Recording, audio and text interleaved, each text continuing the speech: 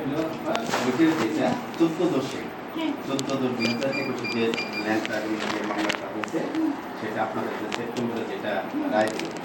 সেটার উপরে কিন্তু যে এখানে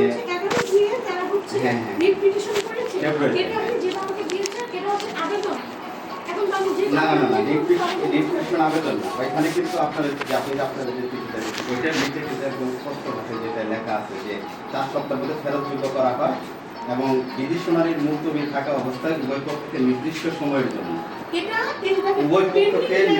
সময়ের জন্য মামলার জমির দখল অবস্থানের ক্ষেত্রে স্থিত অবস্থা বজায় রাখার নির্দেশ দেওয়া হয়েছে। এটা কিন্তু আবেদন উভয় পক্ষকে এটা যদি কোর্টের আদেশ হয় আমি আপনাকে কোর্টের আদেশ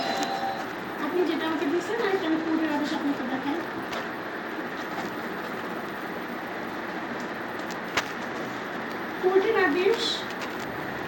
কোর্টের আদেশে সবসময় হচ্ছে ডিটেল বর্ণনা করার পরে একটা লেখাটাকে আদেশ করা যায় যে এটা কি এটা আছে দেখেন এখানে কোনো জজের সাইন আছে কোনো কিছু আছে এখানে কিন্তু উভয় পক্ষকে নির্দিষ্ট সময়ের জন্য আচ্ছা এটা বাংলা ভাষণ নিয়ে আসে। হ্যাঁ আমি আপনার ফোনের শুরুতে দেখাচ্ছি এটা দেখেন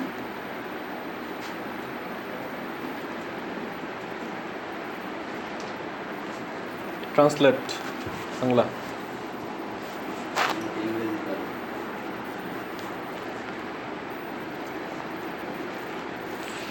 এটাতে দেখলেন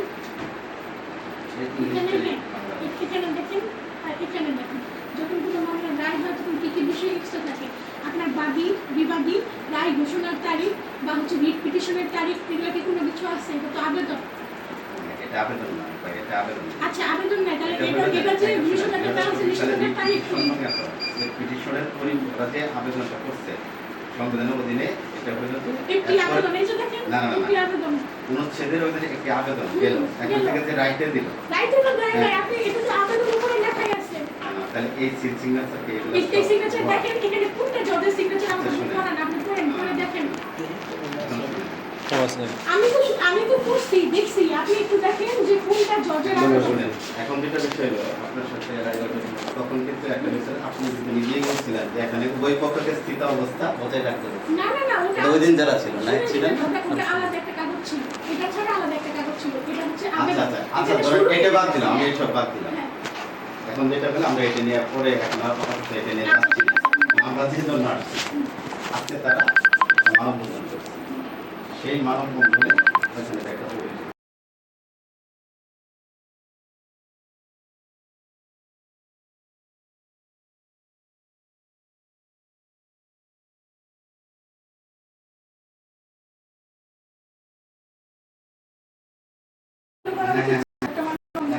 আসলে পাবলিক এখন চাইলে যে কোনো কিছু করতে পারে এবং আপনারাও তাকে সেভাবে সাপোর্ট করতে পারেন আমরা সরকারি কর্মচারী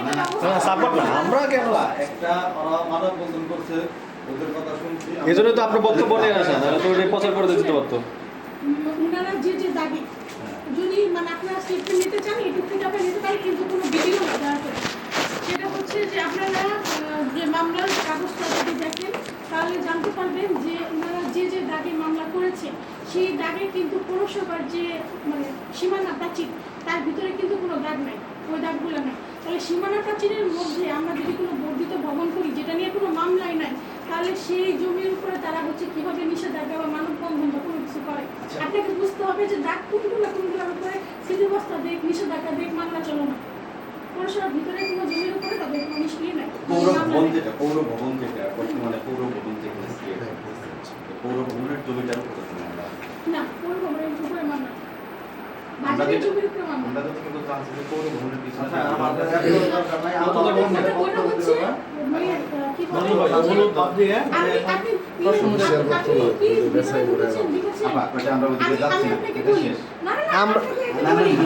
আমরা বিচার করবো না ম্যাম আগে আপনারা যে বিল্ডিংটা দেখছেন এটা বিল্ডিং আছে বিল্ডিং এর এই পাশে যে মানে আপনারা যেটা দেখেন গোডাউন এটা কিন্তু বাজারের জমি কিন্তু এই যে বিল্ডিংটা এটা কিন্তু একসময় ফুলকুচা ইউনিয়ন পরিষদের জমি ছিল এবং বিল্ডিং এর এই পাশে ওটা কিন্তু পুরো এক দাগের জমি এবং বিল্ডিং এর এই পাশে কিন্তু আমরা বিল্ডিং এর সাথে লাগায় একটা বর্ধিত ভবন করছি যেখানে আমরা বসার জায়গার সমস্যা তাহলে যে জায়গার উপরে হচ্ছে হচ্ছে মামলা নাই, তাহলে সেই জায়গার উপরে মানববন্ধন বা অন্য কিছু কেন? এটা আপনারাই তো ভালো বুঝতেছেন।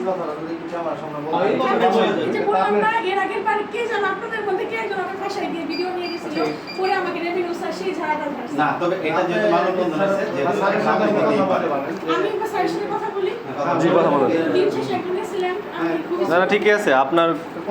প্রোটোকলের অনুযায়ী চলতে হবে। এনটিভি আছে। এনটিভি আছে, বক্তব্য যাচ্ছে। বক্তব্য হলে দেখা যাবে যে আপনার মানে জনগণ মানে সঠিক তো ইয়েটা পাবে। একটু কি আমি মানে একটু এক্সকিউজ করা যায় স্যারের সাথে, একটু স্যার ঝাড়িয়ে দিতে পারে আপনাদের সামনে একটু 2 মিনিট। আচ্ছা আচ্ছা ঠিক আছে।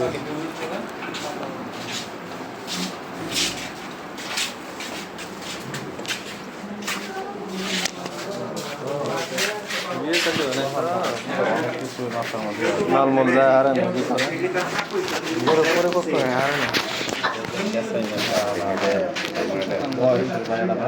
জিনিসপাতি তো সাক্ষী অন্যরকম দিতেছে আমার দিকে বাইকের 200 আর আমার দিকে 1000 হুম যুদ্ধে যাওয়ার